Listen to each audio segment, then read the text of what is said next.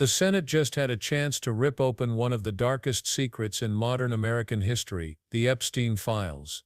Documents that could expose the networks, the money trails, and the powerful names who may have looked the other way while a predator operated in plain sight.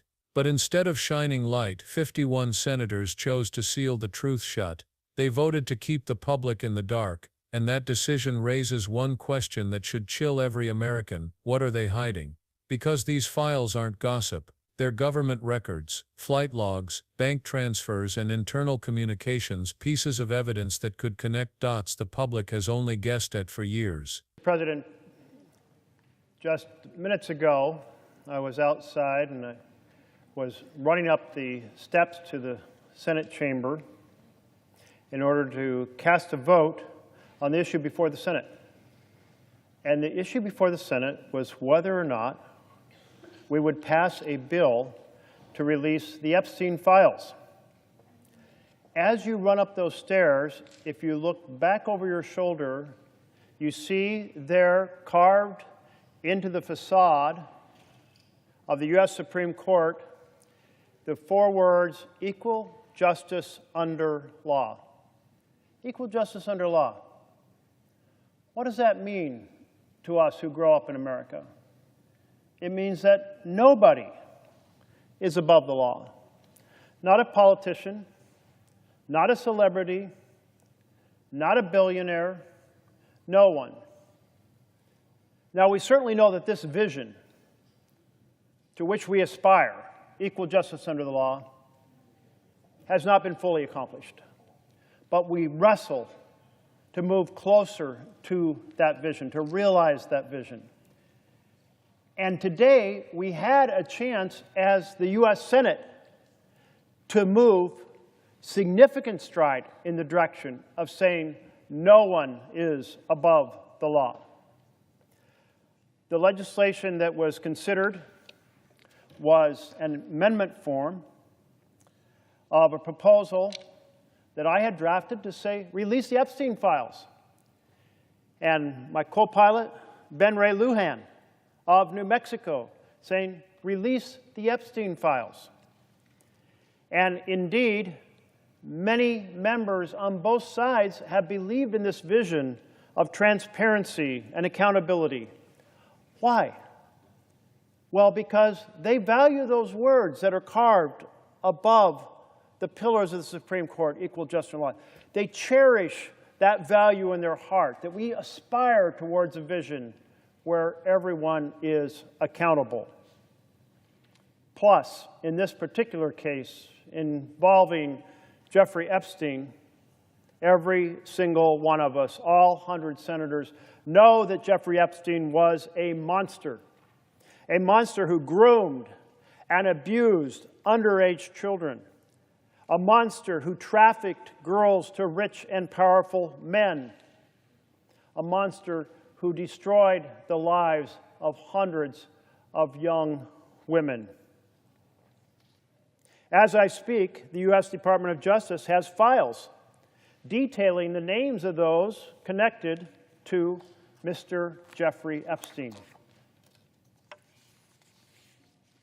It's been widely reported that in May, our Attorney General, Pam Bondi, informed President Trump that his name appears in the Epstein files.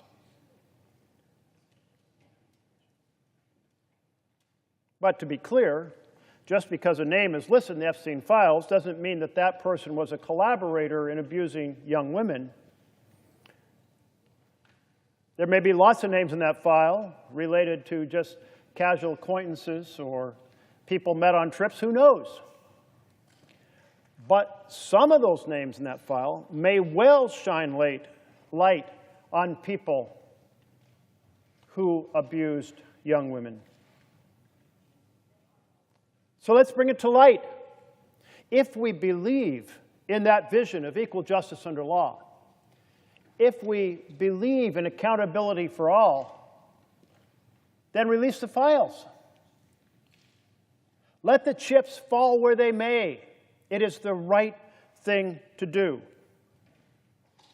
Everyone involved in assisting Jeffrey Epstein in running an international trafficking organization or involved in directly purchasing access to young women through Jeffrey Epstein or directly abusing young women proffered by Jeffrey Epstein. Every single person, let the chips fall where they may. No matter how rich the person is, no matter if they held office in the past, no matter if they aspired office in the future or sit in office right now, no matter how famous or not famous they might be, let the chips fall where they may. That's the vision of equal justice under the law. Everyone involved in Mr. Epstein's crimes must be brought to light and must be held accountable. My colleague from Oregon, Senator Ron Wyden, and the Senate Finance Committee have been investigating Mr. Epstein's financial network for the last 3 years. The Biden administration fully cooperated with the Senate investigators on that case.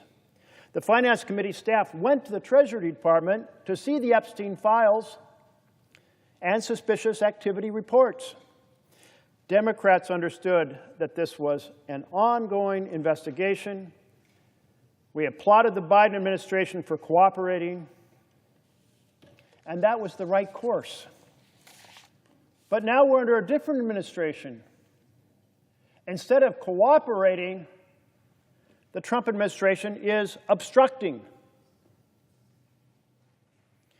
The Trump administration and Attorney General Bondi are refusing to cooperate, and they are refusing to investigate further.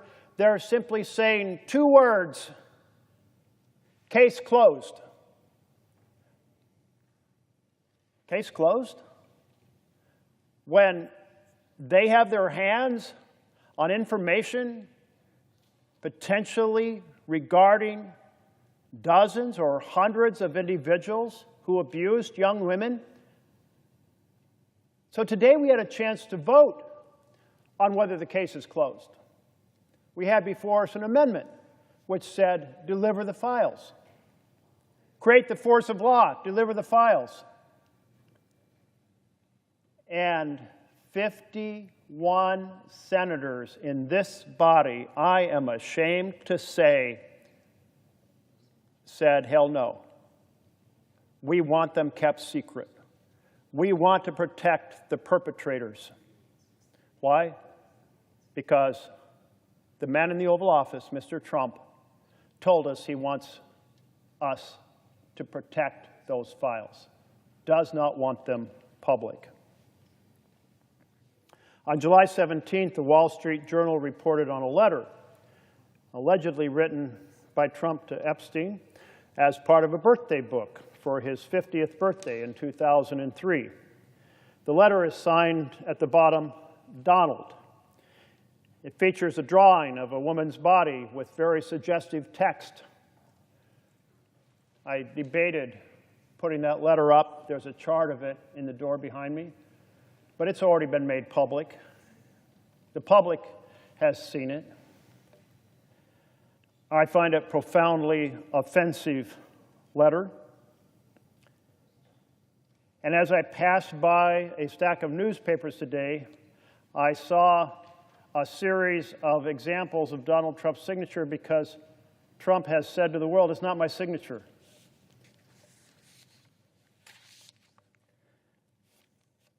But of course,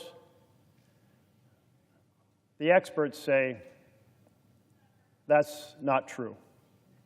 The birthday book contains another photo of Mr. Epstein holding an oversized novelty check from DJ Trump for $22,500. What is that check for? Underneath the photo, taken in the 1990s, a handwritten note says, quote, Jeffrey showing early talents with money and women. Cells fully depreciated, and then there's a name of a woman who's been blocked out to Donald Trump for $22,500.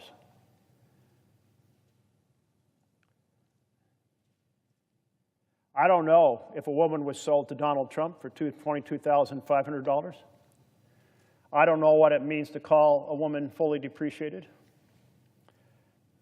I don't know if it was just kind of a brazen joke between a couple of very powerful men, but it's certainly not a funny joke. It certainly implies and suggests a camaraderie in the idea that young women are for sale.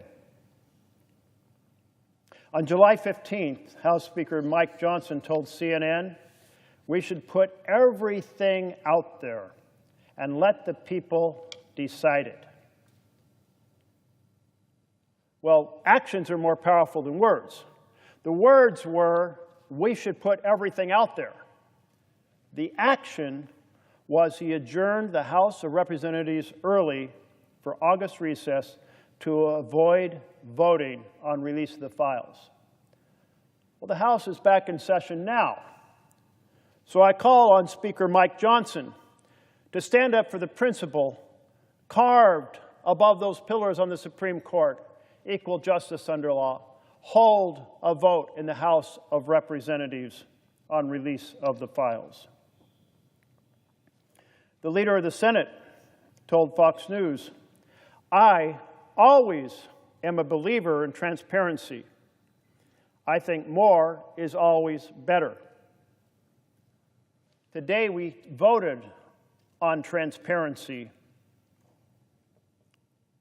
and the vote from across the aisle was case closed, no transparency, no accountability. I certainly agree with the sentiment. It's time to put everything out there. The American people have been clear. They want these files released because they still treasure the idea that possibly powerful people in this chamber actually believe in the principles that we were raised on here in the United States of America. Survivors of Epstein's abuse were promised justice, promised accountability. Instead, they watched the most powerful chamber in the world slam the door shut in their faces. For decades, we've been told that no one is above the law. Tonight, we test that promise. Because if these files remain buried, the victims aren't the only ones betrayed. Justice itself is on trial. When the amendment to release the Epstein files hit the Senate floor, many thought it would be a historic moment, a chance to finally show that no one is untouchable. Instead, what unfolded left the chamber in shock. 51 senators voted against transparency, choosing secrecy over sunlight. 49 voted yes, demanding accountability. That razor-thin margin sealed the outcome. The files would stay hidden. Think about what that means. These documents aren't just dusty papers sitting in a drawer. They hold flight manifests that track who traveled with Epstein and when. There are suspicious financial transfers that show how money moved, and internal government records that reveal why certain decisions were made. Every page is a potential lead, a thread that could unravel a network of influence and exploitation. By voting no, the majority didn't just block access to information, they blocked a path to justice. Survivors who've waited years for truth watched as the most powerful lawmakers in the country closed ranks to protect the shadows. For many Americans, it felt less like a routine vote and more like a betrayal of the very idea of equal justice under law. But that wasn't the whole story. The real shock comes when you look at what's inside those files. So what exactly are these so-called Epstein files that caused such an uproar in the Senate? They're not rumors or internet theories. They are hard records, thousands of pages of official government documents, financial data, and investigative notes. Inside are flight logs that list who traveled with Epstein and when. There are suspicious activity reports filed by banks that flagged unusual transfers of money linked to his network. There are Department of Justice communications debating whether to prosecute or cut deals. There are records of settlements, immunity agreements, and even internal notes about why certain cases were quietly dropped. Together, these files form a roadmap. They don't just capture one man's crimes, they trace the connections, the enablers, and the beneficiaries of his empire. They can show who looked the other way, who helped him move money, and who may have had access to the victims he exploited. That's why survivors and accountability advocates have pushed so hard for their release. Because hidden in those records could be the missing pieces of a puzzle that has haunted the public for years. But it isn't just the contents that matter, it's the names tied to them, and that's where things get even more explosive. When people talk about the Epstein files, one detail sparks more curiosity than anything else: the names. Because inside these records are references to powerful figures, politicians, business tycoons, celebrities, and individuals whose public images never hinted at such shadows. Reports even claim that former Attorney General Pam Bondi personally reviewed parts of these files and allegedly briefed officials on what they contained. Now, being listed doesn't automatically prove guilt. A person could appear in a flight manifest for a single meeting or casual interaction. But survivors and investigators warn that some names are more than coincidences. They point to repeated appearances, unusual travel patterns, or financial links that don't add up. That's why transparency matters. It allows independent investigators, journalists, and the public to connect the dots that secrecy keeps hidden. The most unsettling part is the uncertainty. Without access, no one knows which names are simply background noise and which could expose direct involvement in Epstein's crimes. And that uncertainty fuels both suspicion and mistrust. The Senate's vote didn't just keep documents sealed, it kept those names sealed too. And for many Americans, that raised the chilling question: were lawmakers protecting institutions or protecting individuals? But the secrecy doesn't stop there. One of the most glaring contradictions in this entire debate is the hypocrisy on display from some of the nation's most powerful leaders. On camera, they speak about transparency, accountability, and the importance of sunlight in government. Yet when the moment came to act, many of those same leaders turned their backs. Take the Speaker of the House, who told reporters, "We should put everything out there and let the people decide." But when the time came, he adjourned the chamber early, avoiding a vote on releasing the files altogether. In the Senate, leaders echoed the same public talking points, praising openness and justice, yet cast their votes to keep the records sealed. And at the Department of Justice, critics say Pam Bondi's leadership has turned toward stonewalling, with her office accused of refusing to fully cooperate with ongoing inquiries. It's this split between words and actions that infuriates survivors and the public alike. Because when leaders say one thing and do the opposite, it suggests the priority isn't justice, it's protection. Protection of reputations, protection of careers, and perhaps even protection of individuals whose names risk exposure. And while lawmakers play politics, survivors are left waiting. For them, secrecy isn't strategy, it's another wound, another denial of justice. But to truly understand why this fight matters, you have to hear it through the eyes of those who lived the nightmare. For the survivors, this debate is not abstract politics, it is deeply personal. Many of them were groomed, manipulated, and silenced at a young age. They've carried trauma for years while powerful men moved on with their lives, shielded by money and influence. To them, the Epstein files represent more than documents. They represent a chance to finally be heard, to finally see those who harmed them held accountable. So imagine what it feels like to watch the Senate vote to keep those files locked away. Survivors describe it as another betrayal, another message that the powerful will always be protected while their pain is brushed aside. Some have even said that secrecy reopens old wounds, making them feel like pawns in a game where their voices never mattered. That's why advocates insist transparency isn't just about the past, it's about healing. When survivors see accountability, it validates their experiences. It shows the world they weren't imagining the horrors they endured. And when that truth is buried, it reinforces the silence their abusers depended on.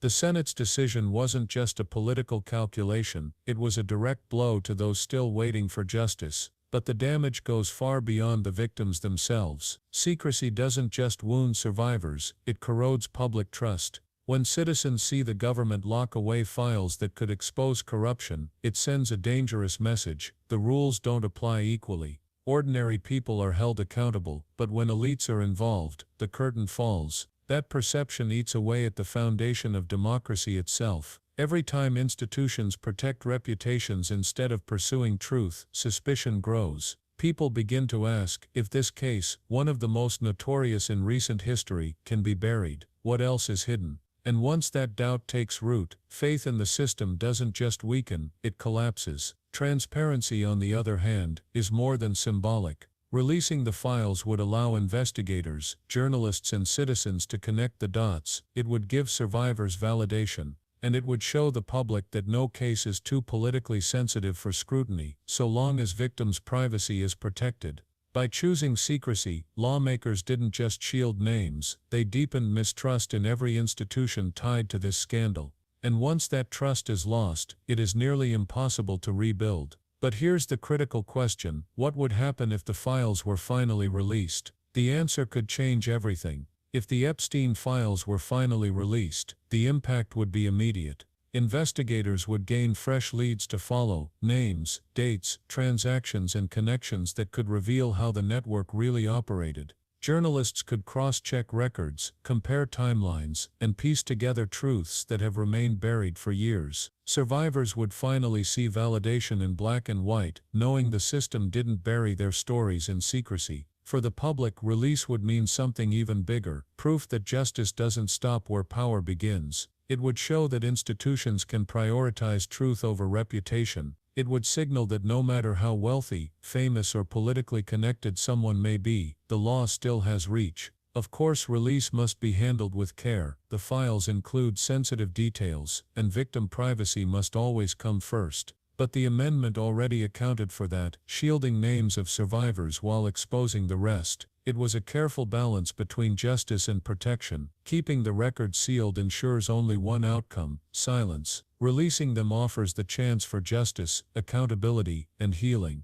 But the fight isn't over, and ordinary citizens may hold the key to what happens next. The Senate's vote may have shut the door for now, but that doesn't mean the fight is over. In fact, this is where public pressure matters most. When citizens speak up, when survivors' voices are amplified, lawmakers can no longer hide behind secrecy. Every call, every email, every demand for transparency adds weight to the scales of justice. If you believe in equal justice under law, this is your moment to act. Call your senators, call your representatives. Tell them that shielding perpetrators is unacceptable, and that the files must be released with redactions only to protect victims or ongoing investigations. Share this story on social media, support survivor advocacy groups, sign petitions that demand accountability, and most importantly, refuse to let this issue fade from public memory. Because history shows us that silence protects power, but when ordinary people raise their voices, even the most protected walls can crack. Survivors deserve truth.